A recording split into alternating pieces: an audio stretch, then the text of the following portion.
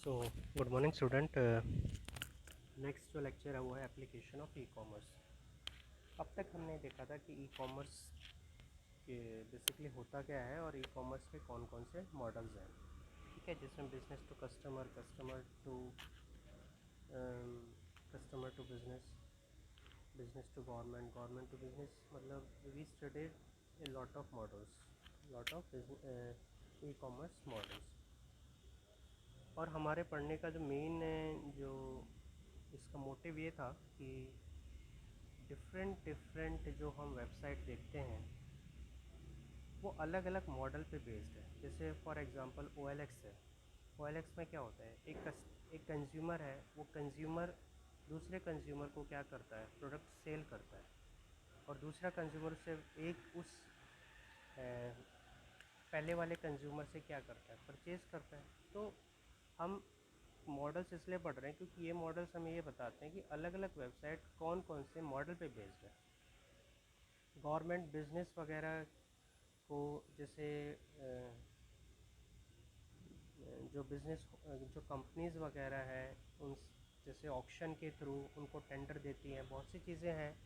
तो ये जो डिफरेंट वेबसाइट्स बनी हुई है वो कौन कौन से मॉडल पे बेस्ड है, तो उन मॉडल्स को जानने के लिए इन मॉडल्स को पढ़ने के लिए हमें पढ़ना चाहिए। ठीक है।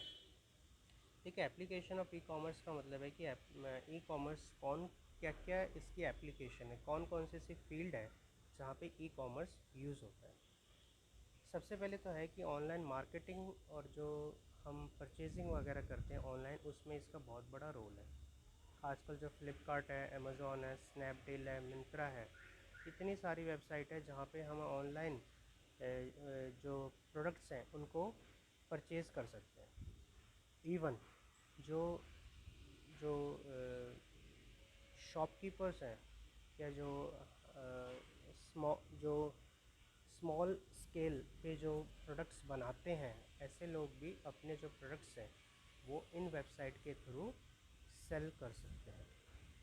तो from both point of view, purchase and sale, ये जो ई कॉमर्स वेबसाइट एक प्लेटफॉर्म देती है जहाँ पे हम ऑनलाइन प्रोडक्ट्स को सेल या परचेज़ कर सकें। ठीक है।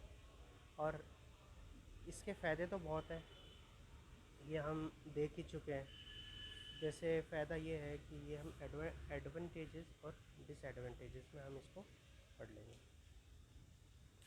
नेक्स्ट है रिटेल एंड होलसेल।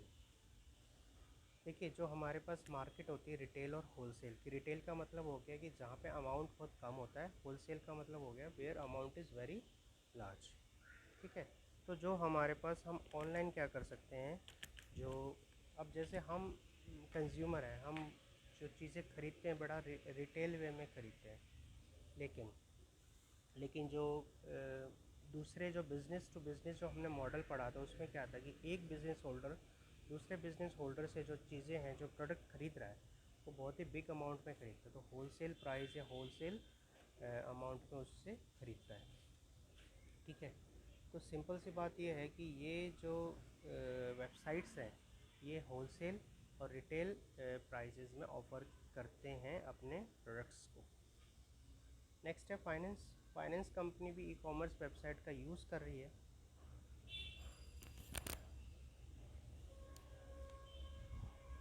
जिसमें आजकल क्या होने लगा है कि ई कॉमर्स वेबसाइट भी आजकल जो फाइनेंस वगैरह का काम करने लगी है। जैसे आपको पता होगा अमेज़ॉन है, पेटीएम है, जहाँ पे पहले प्रोडक्ट की सेल और परचेज़ होती थी, लेकिन आजकल वो फाइनेंस भी मेंटेन करने लगी है। यूपीआई वगैरह जनरेट होने, आप पैसे ट्रांसफ़र कर सकते हो। तो धीरे धीरे क्या हो रहा है, फाइनेंस सेक्शन में भी ई कॉमर्स जो वेबसाइट है उसका रोल बढ़ने लगा है। मैन्युफैक्चरिंग है कि इसमें क्या है कि जो सप्लाई चेन ऑपरेशन जो चलते हैं किसी भी कंपनी के, वो ई कॉमर्स वेबसाइट के थ्रू चल सकते हैं। ई कॉमर्स में आप जानते हो आजकल तो इलेक्ट्रॉनिक कॉमर्स हो गया, तो जितनी कंपनीज़ होती हैं वो ई कॉमर्स का यूज़ करके अपनी जो अपनी कंपनीज़ की वेबसाइट चला रही है, अपने कंपनीज़ के प्रोडक्ट बेचती है, एक दूसरी कंपनी के साथ कम्युनिकेट इंटरेक्शन करती है through the E commerce website, through the e commerce. क्योंकि अब कॉमर्स फिज़िकल कॉमर्स तो रहा नहीं, अब तो डिजिटल कॉमर्स या फिर इलेक्ट्रॉनिक कॉमर्स बन गया। तो डेफिनेटली इट हेल्प्स कि कंपनीज़ को हेल्प करता है ताकि वो अपने जो बिज़नेस है उसे इजी कर सकें, उसको सिंपल कर सकें और उसको मच बेटर वे में वो चला सके, रन कर सके। इवन हम आगे पढ़ेंगे ईडीआई, ठीक है। ईडीआई जो एक ई कॉमर्स का पार्ट भी होता है, जिसमें क्या होता है, एक कंपनी दूसरी कंपनी के साथ जो इनवॉइस शेयर करती है वो इलेक्ट्रॉनिकली शेयर कर सकती है। बिल वगैरह जो शेयर कर सकती है इलेक्ट्रॉनिकली शेयर कर सकती है थ्रू ईडीआई, ठीक है। इलेक्ट्रॉनिक डेटा इंटरचेंज जिसे कहते हैं, जिसमें क्या होता है, एक कंपनी दूसरे कंपनी के थ्रू, एक सॉफ्टवेयर के थ्रू बिल वगैरह या इनवॉइस को शेयर कर सकती है, जिसमें जितनी जो फिज़िकल प्रोसेस होती है या फिर जो फिज़िकल पेपर जनरेट करना ये और उसको प्रिंट निकालना, ये सब चीज़ें जो है ख़त्म हो जाती हैं, ठीक है। ऑप्शंस होते हैं, आप जानते हैं गवर्नमेंट ऑप्शंस रखती हैं या फिर कोई भी ऑप्शंस रख सकता है थ्रू ऑनलाइन, ठीक है। तो रेदर देन ए फिज़िकल ऑप्शन, ई कॉमर्स जो है इसमें अब ऑप्शन है, हम सेल और परचेज़ कर सकते हैं थ्रू ई ऑप्शन भी कहते हैं इसको, इलेक्ट्रॉनिक ऑप्शन, ई ऑप्शन, ठीक है।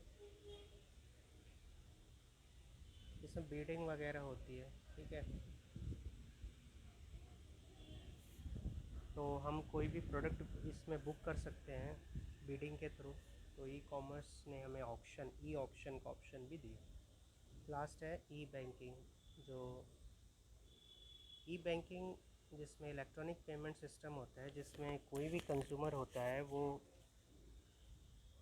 फाइनेंशियल जो हमारे बैंक्स वगैरह हो गए वहाँ से वो ऑनलाइन बैंकिंग कर सकता है, फाइनेंशियल ट्रांजैक्शन कर सकता है, ऑनलाइन बैंकिंग कर सकता है।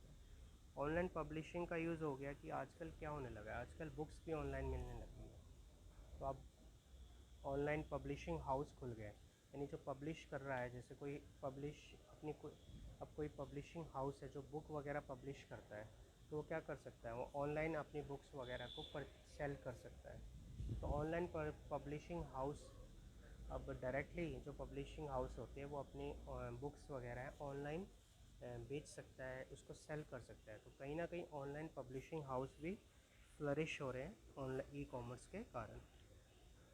एप्लीकेशन ऑफ ई कॉमर्स ये कह सकते हैं कि मार्केटिंग वगैरह हो गया, होलसेल रिटेल बिजनेस वगैरह में ये फाइनेंस में काम करते हैं, मैन्युफैक्चरिंग में काम कर रहा है, ऑनलाइन ऑक्शन जो चलते हैं, ई ऑक्शन जिसे कहते हैं, ई बैंकिंग है, ऑनलाइन पब्लिशिंग। लास्ट है ऑनलाइन बुकिंग। आप क्या कर सकते हो, आजकल एयरलाइन जो हम, जैसे हमें फ़्लाइट की बुकिंग करवानी है ऑनलाइन, रेलवे की बुकिंग करवानी है किसी ट्रेन की, तो हम ऑनलाइन उसको बुक कर सकते हैं। तो डैट इज़ ऑल्सो एक गुड मेथड कि भाई रेदर देन कि हम फिज़िकली जाएं, हम ऑनलाइन भी उसको बुक कर सकते हैं। तो ई कॉमर्स ने ये चीज़ पॉसिबल कर रखी। तो आई थिंक ये टॉपिक आपका यहाँ पे कंप्लीट होता है कि what are the different application of e commerce. Okay, इसमें कोई डाउट है तो प्लीज़ पूछिए। नेक्स्ट टॉपिक होगा advantages and disadvantages of e commerce क्या है।